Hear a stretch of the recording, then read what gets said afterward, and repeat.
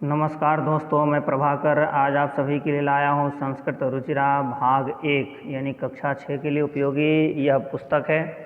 इसमें आज हम सभी पढ़ेंगे पंचमः पाठः। इस पाठ का नाम है वृक्षाः। वृक्षाः शब्द का मतलब है बहुत सारे वृक्ष, ये बहुवचन का शब्द है।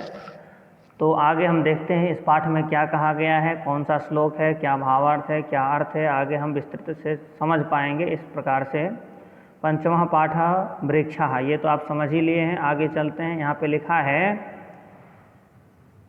लिखा है वने वने निवसन्तो वृक्षाः वनम वनम रचयन्ति वृक्षाः। वनों का जो निर्माण है, प्रत्येक वन का, वने वने का मतलब होता है प्रत्येक वन का, निवसन्तो यानी प्रत्येक वन में, वने वने यानी प्रत्येक वन में, निवसन्तो मतलब निवास करते हैं कौन, तो वृक्षाः, बहुत सारे वृक्ष जो है पेड़ लगे होते हैं वनों में।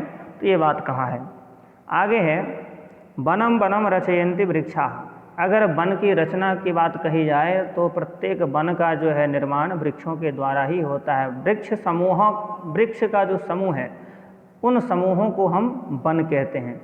ये इसका भावार्थ है।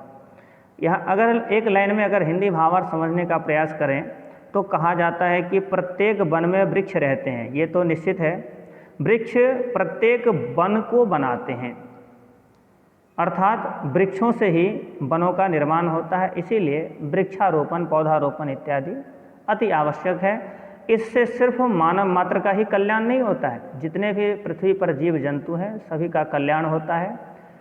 इससे पर्यावरण संरक्षण भी होता है, अधिक वृष्टि का भी संभावना है। इसीलिए वृक्षारोपण, पौधारोपण आवश्यक है। इन्हें संरक्षण भी आवश्यक है। बड़े बड़े इमारतों को बनाना, जहाँ पे एक निवास का साधन है, आवास का साधन है, वहीं वृक्ष भी आवश्यक है।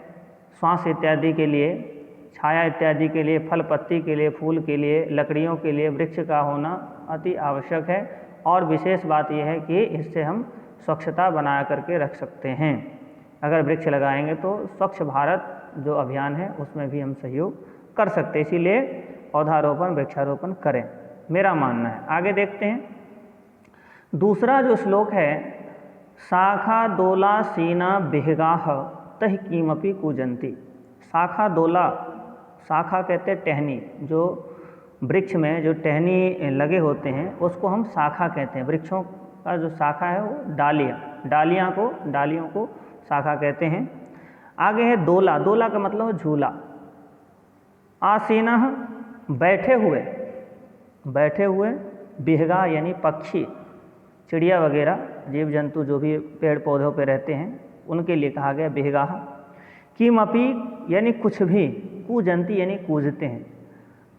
अब यहाँ पे भावार्थ अगर देखा जाए, अगर भाव से, अगर किसी भी भावात्मक पक्ष से अगर विचार किया जाए तो इसमें यहाँ पे जो है कहा गया कि पक्षीगण टहनी रूपी झूला में बैठे हुए जब झूलते रहते हैं, बैठे हुए रहते हैं, वृक्ष उनके द्वारा कुछ भी कूजते हैं, ऐसा भाव है इसमें। यानी ऐसा कहा गया कि जब जीव जंतु, जो भी बिहग है, जो भी चिड़िया है, जब पेड़ पे, पौधों पे जा कर के झूलते हैं, उनके डालियों पे कुछ चहचहाट की आवाज़ करते हैं, तो ऐसा लगता है कि मानो कि ये आवाज़ जो है सिर्फ चिड़िया का ही नहीं, वृक्ष भी हमसे कुछ कह रहा है। इस प्रकार का भाव मन में उत्पन्न होता है।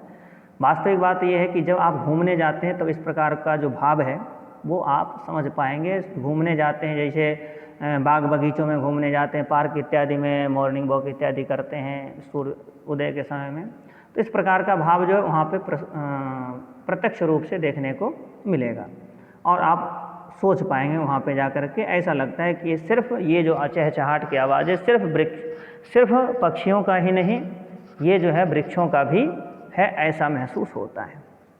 अगला श्लोक है पिबन्ति पवनम जलम संततम साधु जना एव सर्वे वृक्षा।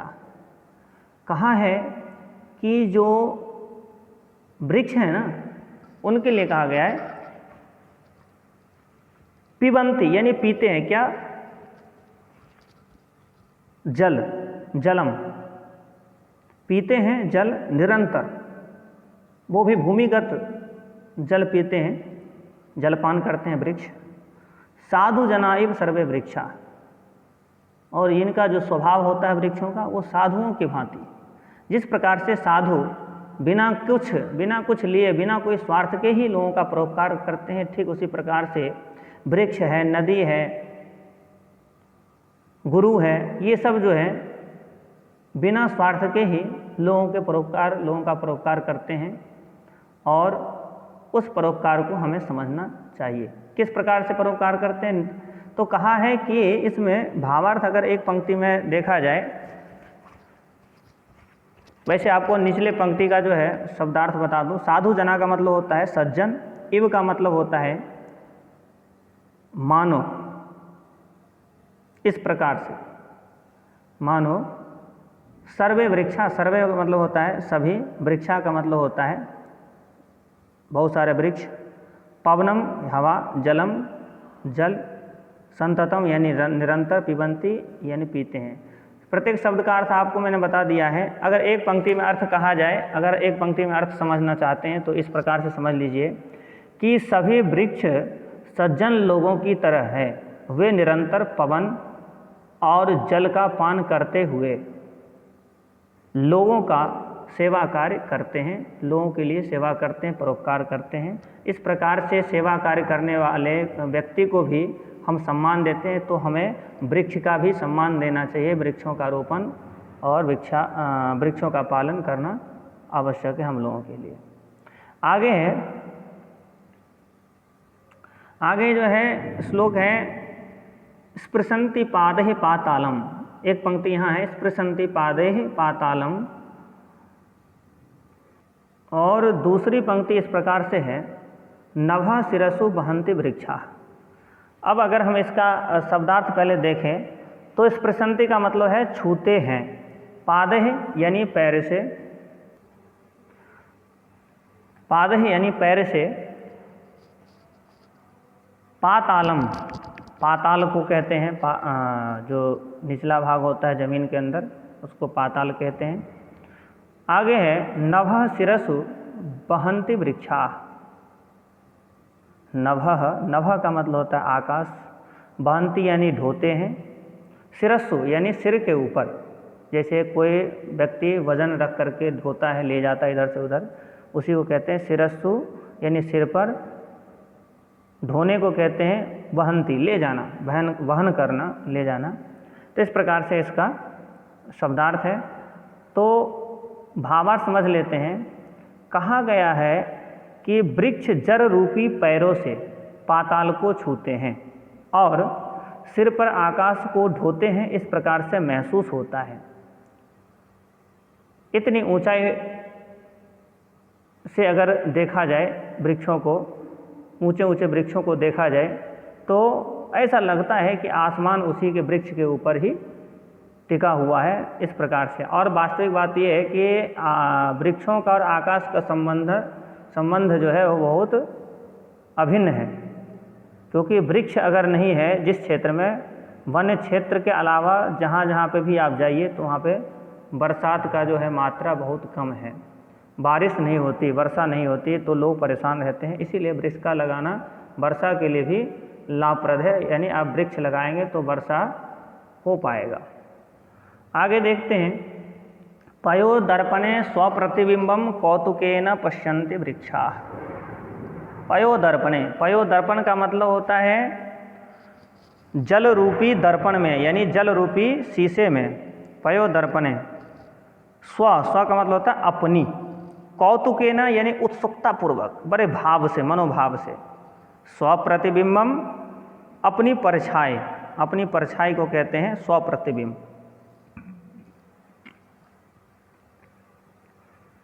पश्यन्ति यानी देखते हैं। नदी किनारे अगर आपने वृक्ष को देखा होगा तो, या कहीं जलाशय के बगल में अगर वृक्ष लगा हो तो वहाँ पे आप देख सकते हैं कि जो वृक्ष है उसको देख करके ऐसा मन में भाव आता है कि वृक्ष जो है बड़े उत्सुकतापूर्वक अपनी प्रतिबिंब को, अपनी छाया को बड़े उत्सुकतापूर्वक जल में, जैसे दर्पण लोग देखता है, शीशा लोग देखते हैं, उस प्रकार से देख रहे हों, ऐसा प्रतीत होता है। ये सब भाव है, भाव है तो सब कुछ है, कहने का मतलब ये है। प्रसार्य छठा श्लोक है, प्रसारे स्वच्छता या संस्तरणम कुर्वन्ति सत्कारम वृक्षा। प्रसारे, प्रसारे का मतलब होता है फैला करके, प्रसार यानी फैला करके, स्वच्छा या संस्तरणम, स्वच्छा या संस्तरणम, स्वच्छाया का मतलब होता है अपनी छाया रूपी, संस्तरणम मतलब बिस्तर, अपनी छाया रूपी बिस्तर को फैला करके, कुर्वन्ति करते हैं क्या, तो सत्कारम, सत्कार्य, दूसरों का सहयोग, दूसरों का परोपकार, सत्कारम का मतलब है। तो अगर इसको हम एक लाइन में अगर समझें शब्दार्थ, अगर इसका शब्दार्थ एक पंक्ति में अगर समझें तो इस प्रकार से समझ सकते हैं कि वृक्ष अपनी छाया रूपी बिस्तर को, यानी अपने छाया रूपी बिस्तर को फैला करके लोगों का सत्कार करते हैं। जिस प्रकार से साधु लोग सत्कार करते हैं लोगों का, उसी प्रकार से वृक्ष भी लोगों का सत्कार करते हैं और इससे लोगों का परोपकार हो पाता है, जीव जंतुओं से लेकर के और मानव जीवन का भी इससे लाभ मिल पाता है। तो यही है वृक्षों का चर्चा। कुल मिलाकर के बात इतनी सी है कि वृक्षों का संरक्षण मानव जीवन के लिए और जीव जंतुओं के लिए, पृथ्वी मात्र के लिए बहुत ही अति आवश्यक है। पौधारोपण, पौधों का संरक्षण इत्यादि कार्य जो है सराहनीय है, ऐसे कार्य को करना चाहिए। संसार में भी नहीं, पूरे विश्व में हर जगह आप सम्मान पा सकते हैं। तो इस पाठ को इस प्रकार से आप सभी ने समझ लिया है। आगे इसका जो है भावार्थ है वो भी देख लेते हैं, जो शब्दार्थ है उसको देख लेते हैं। शब्दार्थ इस प्रकार से है, देखिए झूला, दोला को झूला कहते हैं, आसीना यानी बैठे हुए, बिहगाह का मतलब होता है पक्षीगण, बिहगाह का मतलब होता है पक्षीगण, किमपि यानी कुछ भी, कूजंती कूजते हैं, कूजती है, मेल फीमेल जो चिड़िया वगैरह उसके लिए कहा गया है, चहचहाहट उसको कहते हैं। संततम यानी निरंतर, लगातार, साधु जनः तपस्वी लोग, सज्जन लोग, परोपकारी लोगों के लिए कहा गया है। इव मतलब की तरह, पिबंती पीते हैं, स्पृशंति स्पर्श करते हैं, नभः आकाश, शिरसु सिर पर, वहंती ढोते हैं, पयो दर्पणे जल रूपी दर्पण, आईने जो शीशा हम लोग देखते हैं उसके लिए कहा गया है। आगे जो है वो इस प्रकार से है, स्वप्रतिबिंब यानी अपने प्रतिबिंब, अपनी छाया को कहते हैं। पश्यति देखते हैं, कौतुकेन, कौतुकेन का मतलब होता है उत्सुकतापूर्वक, उत्सुकतापूर्वक। इसके बाद है आश्चर्य से या उत्सुकतापूर्वक, दोनों ही अर्थ मान्य है। प्रसार फैलाकर, स्वच्छा या संस्तरणम अपनी छाया रूपी, आगे है स्वच्छा या स्वछाया संस्तरणम यानी बिस्तरे को, संस्तरण का मतलब होता है